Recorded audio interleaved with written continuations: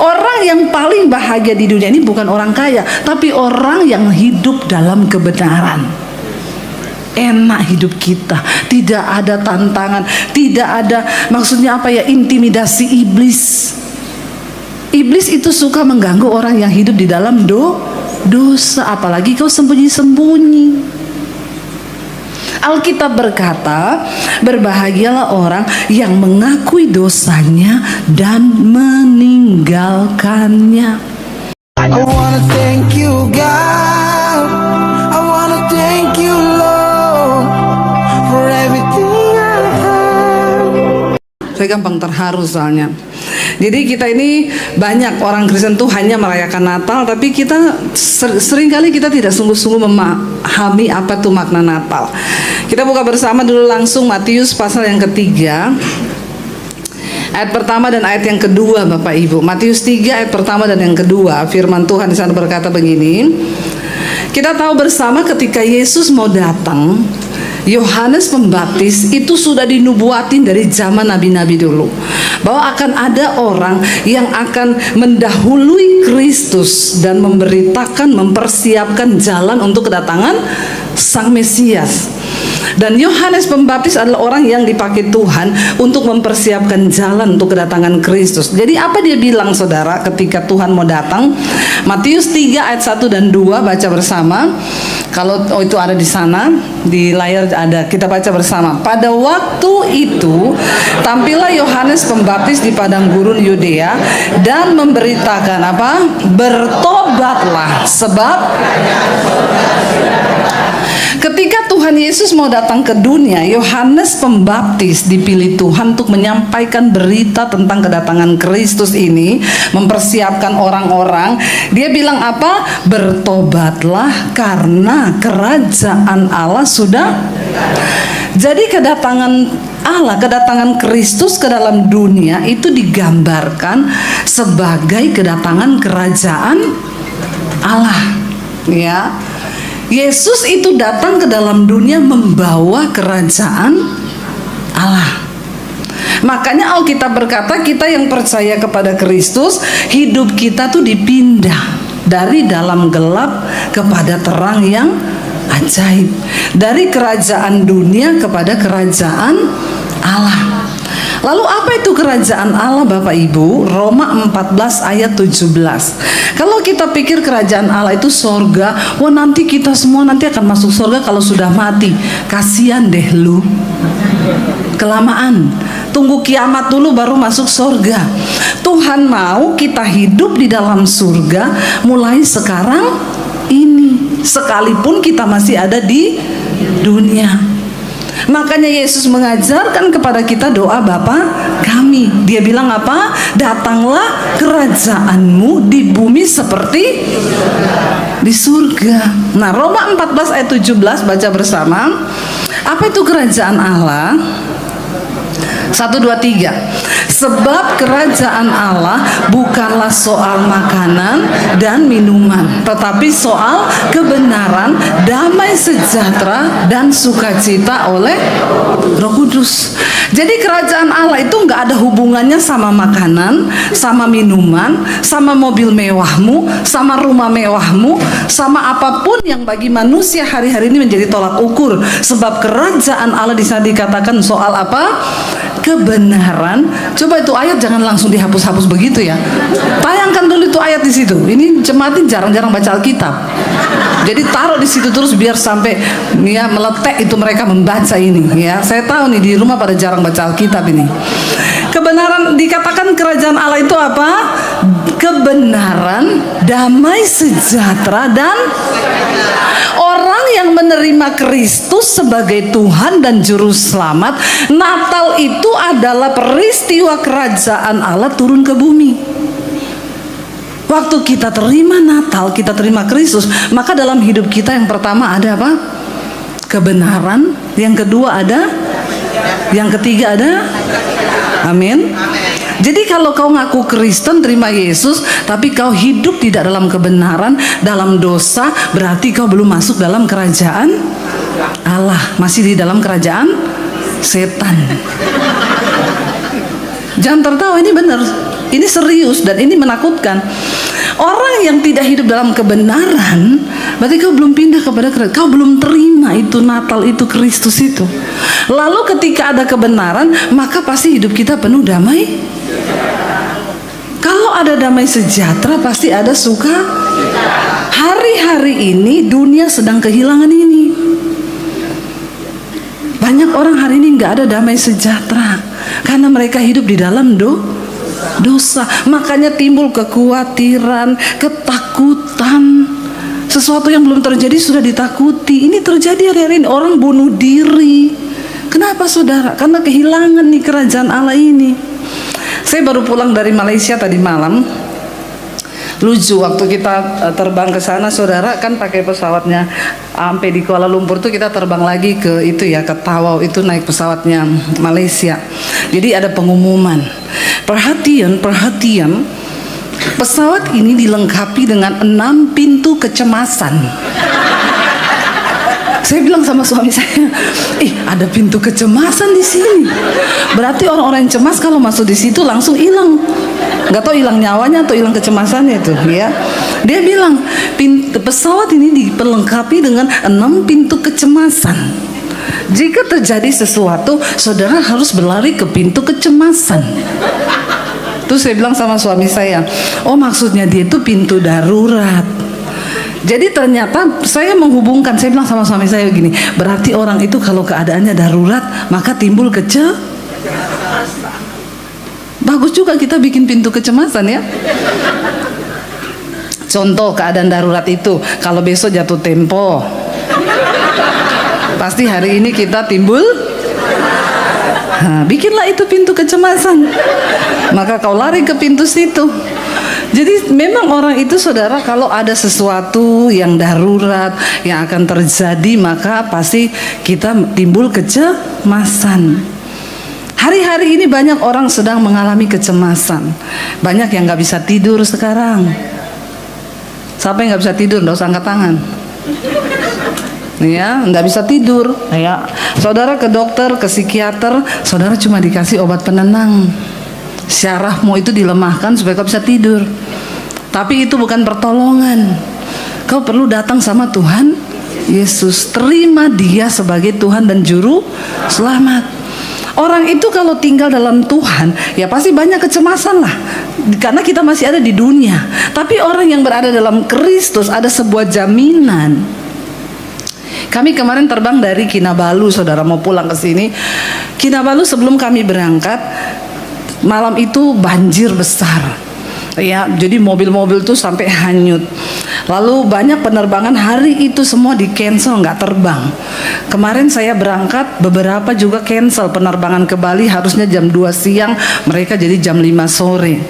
Saya bilang sama suami, teman saya bilang gini, ada satu orang juga kita ketemu, kayaknya kita nih di cancel loh penerbangan kita. Saya bilang, ini sudah malam ya, kalau di cancel berarti bisa besok nih kita berangkat.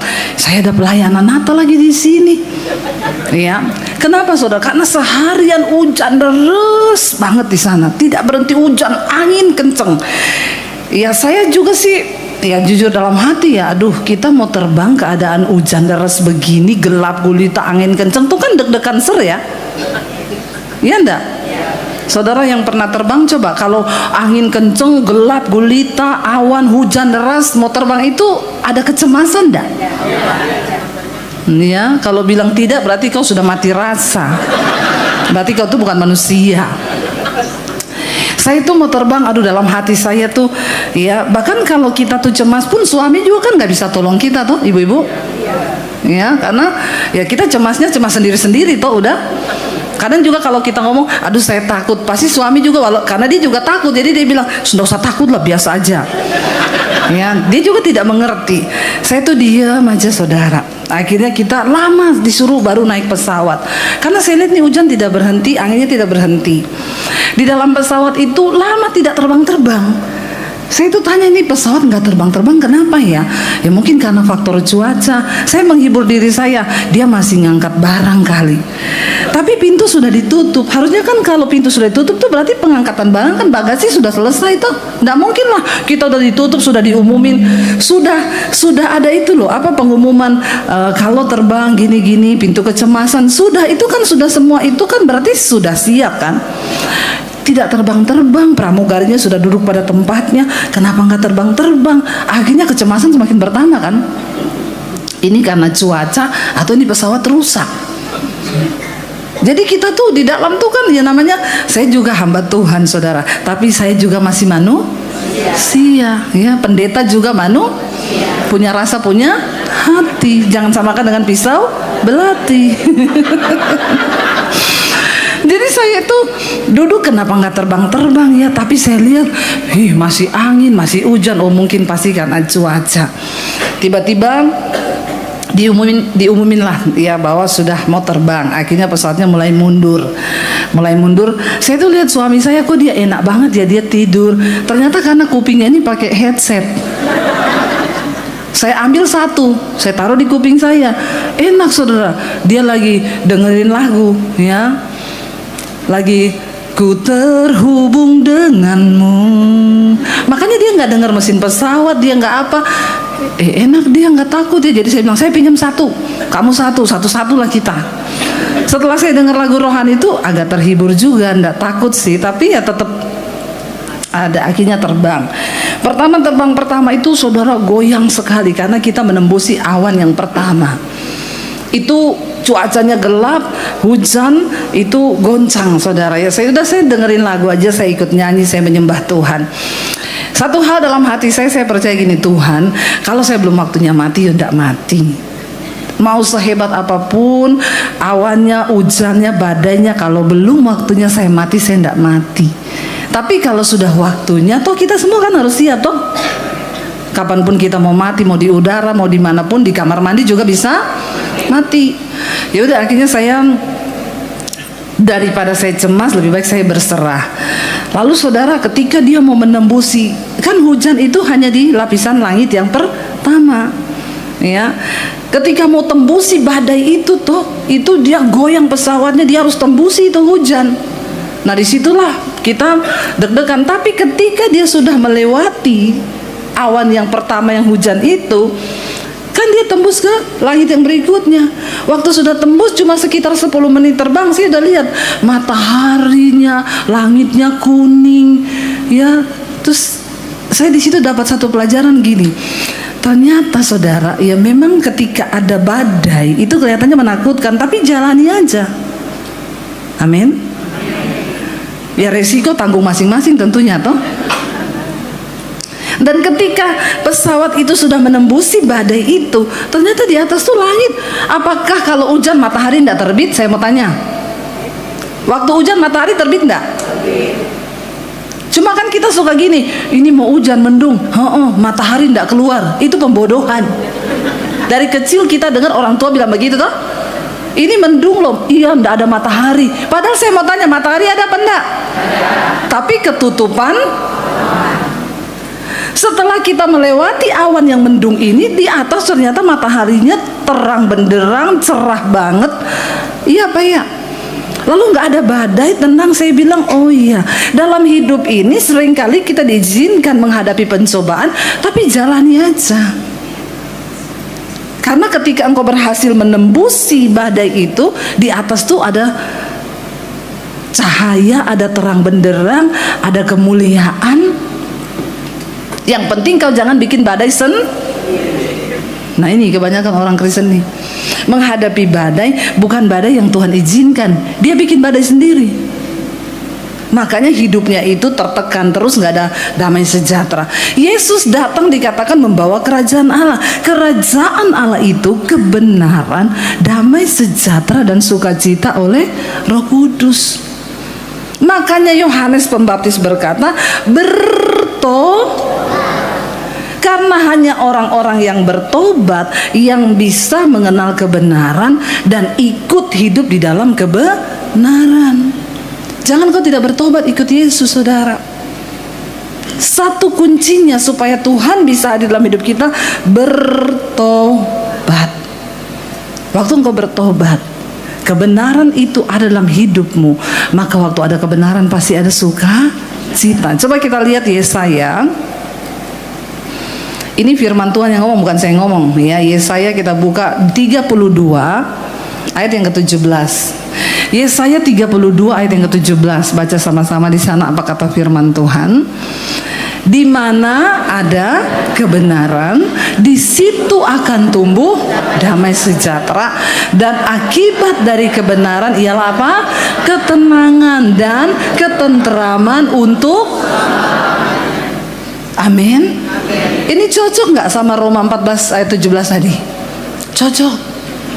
Yesus itu tahu dunia ini sedang ada di dalam kegelapan akibat dosa. Dosa itu membawa sesuatu yang membuat manusia nggak bahagia. Saya mau bilang saudara, yang kita paling butuhkan dalam hidup kita ini bukan uang. Nggak percaya loh? Bilang amin. Nah itu baru percaya. Ya kalau kau nggak bilang amin berarti kau nggak percaya. Yang kita paling butuhkan di dunia ini bukan uang, tetapi ketenangan dan damai sejahtera. Buat apa orang punya uang banyak kalau nggak ada ketenangan dalam hidupnya, nggak ada damai sejahtera dalam hidupnya? Kaya sih kaya, tapi bolak-balik dokter terus. Kenapa? Nggak bisa tidur, minum obat penenang. Kalau malam nggak bisa tidur. Ya, jangan loh Bapak Ibu. Yang Tuhan tahu kita paling butuhkan nomor satu dalam hidup ini adalah damai sejahtera dan kesukacita. Kenapa? Sukacita itu kekuatan kita. Apapun kita jalani di hidup ini, kalau ada sukacita, kita akan jadi orang-orang yang menang. Tapi mendapatkan sukacita yang dari Tuhan itu tidak sembarangan. Alkitab berkata di mana ada kebenaran baru akan tumbuh damai sejahtera. Makanya bapak-bapak, kalau kau mau hidup damai, jangan kau sembunyi-sembunyikan sesuatu. Amin. Bilang amin. Jangan ibu-ibu yang bilang, bapak-bapak saja. Ya, jangan kau tutup-tutupi sesuatu bapak-bapak, ya. Di handphone itu, jangan ada yang disembunyikan dari istrimu. Saya tuh bingung loh kalau suami istri itu nggak saling pegang handphone. Maksudnya ya tuker-tukeran handphone. Ada loh suami itu yang handphonenya itu nggak boleh dipegang istrinya. Ini tanda-tanda nih suami gelap. Kalau ada yang begitu di sini, bertobatlah kau, sebab kerajaan Allah sudah dekat. Hello. Kenapa sih kalau istri mau pegang handphone mesti jantungnya deg-degan? Ini sesuatu ini. Ya, kalau ada suami-suami begini, suami-suami gelap ini. Ya, makanya juga itu nama ditulis di handphone tuh yang benar. Ya, jangan Yanti diganti Yanto. Ini bahaya ini, ya. Bahaya, tulisannya tukang gas, tukang sedot WC. Sampai istrinya bilang, itu malam-malam tukang sedot WC telepon-telepon kamu kenapa? Nggak tahu. Emang yang mana sedot yang mau disedot di WC-WC ini? Bertobat. Ya, jangan ya. Kalau mau hidup dalam damai sejahtera itu cuma satu, ayo hidup dalam kebenaran. Orang yang paling bahagia di dunia ini bukan orang kaya, tapi orang yang hidup dalam kebenaran. Enak hidup kita, tidak ada tantangan, tidak ada maksudnya apa ya, intimidasi iblis. Iblis itu suka mengganggu orang yang hidup di dalam dosa, apalagi kau sembunyi-sembunyi. Alkitab berkata, berbahagialah orang yang mengakui dosanya dan meninggalkannya. Tapi terkutuklah orang yang menutupi dosanya dan terus hidup di dalam dosa itu. Waktu kita percaya sudah menerima Yesus, Natal itu datang dalam hidup kita, maka yang pertama kita bertobat, kita hidup dalam kebenaran. Barulah akan tumbuh damai sejahtera. Walau kita punya uang cuma pas-pasan, kalau ada damai sejahtera dan sukacita, engkau lebih dari pemenang di hidup ini. Katakan amin. Yang tepuk tangan ambil sepeda di bawah. Kenapa cuma satu orang yang tepuk tangan ini? Yang lain ini kurang sponsornya ini ya. Loh bener Bapak Ibu, kita nih bahagia loh waktu kita tinggal dalam kebenaran. Enak hidupmu, coba ya perhatikan, nggak banyak penyakit. Ya, orang itu kalau banyak masalah, banyak yang ditutupi, banyak ini nanti ya macam-macam nanti. Tapi kalau kita hidup dalam kebenaran, kita tinggalkan dosa, damai sejahtera di hati. Walaupun saya bilang tadi uangnya pas-pasan. Siapa yang uangnya pas-pasan di sini? Ya, saya nih pas-pasan. Pas mau beli rumah pas ada duit, pas beli mobil pas ada duit. Jadi siapa yang mau pas-pasan? Semua baru mau itu ya. Biasa orang Kristen begitu. Jadi Bapak Ibu, bukan soal uang hidup ini. Walaupun kau punya uang, kau hidup dalam dosa, tidak ada damai. Rumah tanggamu berantem terus. Ada di sini yang tiap hari berantem suami istri? Nggak ada yang ngaku. Nih ya, jangan ribut-ribut tiap hari, berantem tiap hari, ngapain coba? Kalau ada Kristus dalam hidup kita, ada kebenaran, damai sejahtera, sukacita, amin. Dan orang yang hidup dalam kerajaan Allah itu pasti hidupnya diberkati. Ya itu loh, Yesus ini datang Natal itu ini. Di mana ada damai sejahtera, kebenaran, di situ tumbuh damai sejahtera. Dan hasilnya dari damai sejahtera itu dikatakan tadi ada apa? Akibat dari damai sejahtera tadi ada ketenangan dan ketentraman. Wow, orang yang hidup dalam kebenaran, dalam damai sejahtera dan sukacita itu tentram hidupnya. Ya, tidak ada satupun yang bisa merampas damai sejahtera kita. Di tengah badai sekalipun kita bisa bernyanyi. Ya, di tengah badai sekalipun ada damai di hati kita. Saya itu selalu belajar begitu. Apapun, jangan biarkan ketakutan menguasai hidupmu.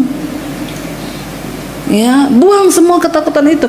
Dosa itu mendatangkan ketakutan. Sebaliknya kebenaran mendatangkan damai sejahtera. Ketika Adam dan Hawa berbuat dosa, Allah kita berkata Tuhan berjalan di taman itu.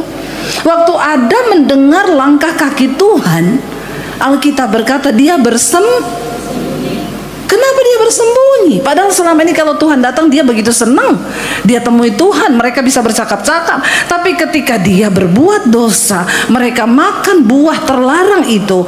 Alkitab berkata waktu Adam mendengar langkah kaki Tuhan, maka bersembunyilah dia.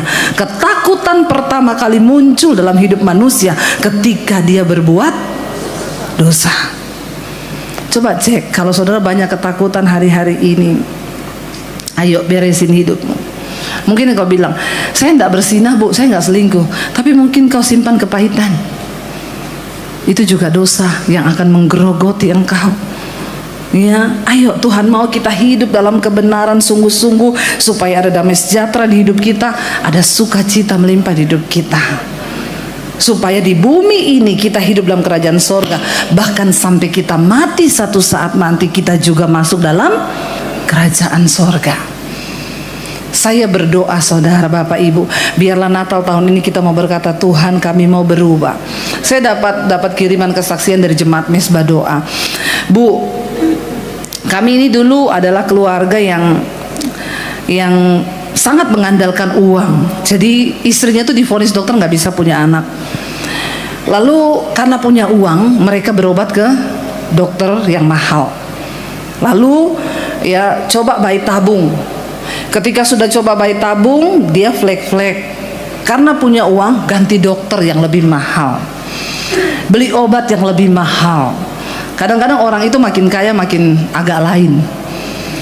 Ya, makanya jangan kaya-kaya banget lah ya. Nanti saudara itu jadi agak lain. Ya, orang kaya itu kadang nggak puas saudara. Dia periksa di dokter Indonesia, dibilang nggak ada sakit. Nggak mungkin loh, aku nggak sakit. Aku ini kalau malam deg-degan loh. Iya, tapi ibu nggak ada sakit. Nggak mungkin loh. Terbang dia ke Singapura karena punya duit. Ya, sampai di Singapura, ibu dokter bilang ibu nggak ada sakit bu. Nggak mungkin loh, saya nggak sakit. Orang jantung saya deg-degan kok. Ya, tetap nggak terima. Dokter bilang nggak sakit bu, terbanglah dia ke Pineng karena punya duit. Begitu tuh orang kalau terlalu kaya, beda sama orang miskin. Biar udah sesak napas mau mati, dalam nama Yesus, dalam nama Yesus. Karena kalau periksa dokter makin sesak dia. Iya Pak ya, bersyukur kau jadi orang yang ya nggak terlalu kaya.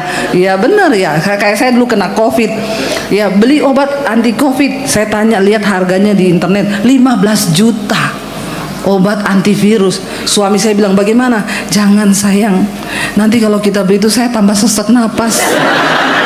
Mati saya mati, kenapa? Lah besok kita makan apa kalau kita beli itu obat? Nggak usahlah, kita dengan iman saja kalau belum waktunya mati, nggak mati. Buktinya sembuh. Ya, hati-hati loh. Makin kaya orang, kadang-kadang imannya makin bergeser. Iya Pak ya? Emang saudara sudah kaya? Kalau belum kaya nggak usah ngaku-ngaku. Ya, tapi benar saudara, itu ada orang itu dia pergi ke Penang nggak ada sakit, ke Singapura nggak ada sakit, kemana-mana nggak ada sakit. Terakhir dia datang sama saya, Bu, saya ini mau konseling Bu. Kenapa? Saya rasa sakit, tapi saya periksa semua dokter, saya datangi, saya katanya saya nggak ada sakit Bu. Saya ini kenapa? Ibu sakit apa? Sakit jiwa kau. Ya, orang lain seneng nggak ada sakit, lah kok kau cari-cari sakit loh? Karena dia udah bingung duit ini mau dipakai buat apa. Dia pengen berobat. Agak gila memang. Tapi benar itu kesaksian sama saya. Lalu Bu kata dia, saya flek waktu hamil, saya periksa lagi ke dokter yang lebih mahal. Kami sangat mengandalkan uang. Akhirnya saya keguguran. Waktu keguguran, ya coba lagi, masih dengan kekuatan sendiri. Akhirnya coba lagi sampai coba habis. Untuk bayi tabung itu mahal loh Bapak Ibu. Ya, kalau orang yang nggak ada duit itu cuma bisa beli, ada bayinya tapi tabungnya pakai tabung gas mungkin bisa apa kagak itu ya, mahal tuh tabungnya itu. Ya, 2 kali gagal. Dia bilang saya sama sekali tidak berdoa, saya sama sekali tidak mengandalkan Tuhan karena kami punya uang Bu. Lalu sampai akhirnya dia bilang ketika dia keguguran yang kedua kali, semua kayaknya kecewa, suaminya juga kecewa. Disitulah dia berpikir mau bunuh diri. Saya ini tidak berguna, saya itu hidup nggak bisa kasih anak, saya ini perempuan apa nggak bisa hamil. Iblis bilang nggak berguna, kau mati aja, bunuh diri aja. Itu setan. Lalu dia berpikir tadinya saya mau bunuh diri aja. Tiba-tiba saudara, dia bilang kenapa aku nggak pernah cari Tuhan ya, kan ada Tuhan. Lalu dia mulai cari-cari lagu rohani di YouTube. Dia ketemu khotbah saya. Lagi buka YouTube, saudara coba buka YouTube, pasti muka saya muncul. Nah kalau muncul tuh tolong subscribe, jangan dilewati aja ya. Lalu dia klik satu saat, pas khotbahnya yang judulnya dosa yang tidak terampuni. Dia bilang waktu saya dengar khotbah itu, kalau penasaran silakan diklik sendiri di YouTube. Waktu saya klik itu Bu, saya nangis habis-habisan di jamaah Tuhan. Ternyata saya ini selama ini jauh dari Tuhan. Saya ini memiliki dosa tersembunyi yang tidak bisa terampuni karena saya mengabaikan suara Roh Kudus. Dia berlutut di kaki Tuhan. Lalu dia tidak lagi peduli soal dia hamil atau tidak. Dia cuma sibuk memperbaiki hubungannya dengan Tuhan. Dia bilang tadinya saya ini ibu orang yang egois, tukang marah, gampang tersinggung. Saya walaupun salah, suami saya pasti yang salah. Begitu ibu-ibu memang. Ya, walaupun dia yang salah tetap suami salah. Ya, memang wanita itu kasta tertinggi di dunia, tidak ada lawannya.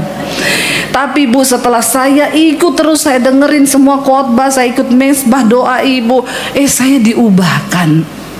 Saya jadi wanita yang sabar. Saya gampang minta maaf. Dulu saya nggak pernah minta maaf, walaupun saya tahu saya yang salah. Tapi setelah saya diubahkan firman Tuhan, kebenaran itu turun dalam hidup saya. Jadi ternyata tidak semua orang Kristen itu sudah menerima Tuhan Yesus. Banyak yang cuma karena beragama.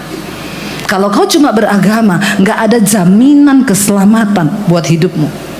Lalu dia bilang ketika saya mulai baca Alkitab, saya mulai berdoa, saya berubah Bu. Ketika saya berubah, suami saya melihat perubahan saya. Lalu akhirnya suami saya juga mulai dengerin khotbah. Sampai satu kali mertua panggil, kamu itu nggak punya anak, sampai kapan punya anak? Kalau Tuhan nggak bisa jawab, sini tak kenalin dukun.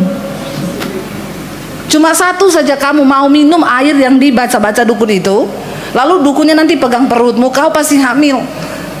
Suaminya itu ngomong sama mamahnya, "Ma, kami ini percaya bahwa kehidupan itu dari Tuhan, bukan dari dukun. Kalau Tuhan mau kasih kami anak, nggak ada yang mustahil. Tapi kalau Tuhan juga tidak kasih kami anak, kami tetap mau bilang Tuhan itu baik." Perhatikan, sudah ada damai sejahtera. Dijawab atau tidak dijawab Tuhan doanya, tetap Tuhan itu baik. Ini damai sejahtera nggak bisa dibeli dengan uang. Tadinya mau bunuh diri karena tidak mengerti kebenaran. Dia bilang begini, "Bu, saya itu kenapa dokter bilang nggak bisa hamil? Karena saya ada virus dalam kandungan saya dan menstruasi saya itu nggak bisa lancar. Kadang mens, kadang tidak, kadang cuma sedikit. Ya sudah diobati tapi tetap ada. Waktu saya bertobat tetap seperti itu, Bu. Tapi tiba-tiba saya ini ndak mens sudah sebulan lebih. Saya pengen kontrol ke dokter, takutnya ada apa-apa. Begitu kontrol, dokter bilang, selamat ya, kamu hamil. Dan ini usianya sudah 4 minggu. Wow, padahal tadinya dokter bilang tidak bisa hamil. Lalu ketika sudah hamil, lihat Bapak Ibu, Tuhan tuh ajaib. Ketika sudah hamil, setan tuh nggak tinggal diam. Setan mengintimidasi, pasti gugur. Tunggu aja nanti kamu flek. Bener, berapa hari kemudian flek.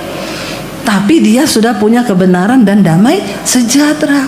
Dia bilang gini, Tuhan, aku percaya kalau anak ini dari Tuhan, benih ini dari Tuhan, maka anak ini jadi sampai dia lahir. Iblis, kau tidak bisa mengintimidasi aku. Dia nyanyi memuji Tuhan, menyembah Tuhan. Berkali-kali kau menolong,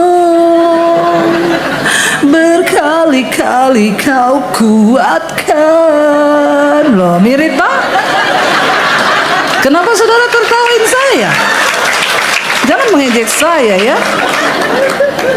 Nyanyi saudara, ya, dia nyanyi dalam lembah kelam apa? Engkau ada, Yesus setia. Amin. Lagi, berkali-kali. Amin. Berkali-kali. Kali-kali kau kuatkan. Sakit, ndak hafal ini. Bagaimana menyanyi kau ndak hafal liriknya? Yesus setia. Tapi jangan nyanyi gini. Berkali-kali ku berhutang. Utang dosa dibayar Tuhan, utang uang bayar sendiri. Bertobat. Lalu dia bilang, waktu saya diintimidasi iblis, saya nyanyi, saya dengerin khotbah, iman saya muncul. Saya ini baca kesaksian itu deg-degan saudara. Ini hasilnya akhirnya bagaimana? Dia tutup dengan begini. Dan Ibu Debbie, saat saya menulis kesaksian ini kepada Ibu, anak kami sudah berusia 4 bulan, sudah lahir ke dunia. Tidak terjadi apa-apa. Wow. Waktu kau terima Yesus, kau terima kebenaran, ada damai, ada sukacita di hidupmu. Apapun persoalan yang sedang kau hadapi hari ini, mari kita mau datang pada Tuhan. Ayo bangkit berdiri Bapak Ibu. Natal itu adalah peristiwa kerajaan Allah yang datang ke dalam dunia ini. Yesus datang membawa kebenaran, damai sejahtera, dan sukacita yang dibutuhkan oleh manusia. I wanna thank you, God.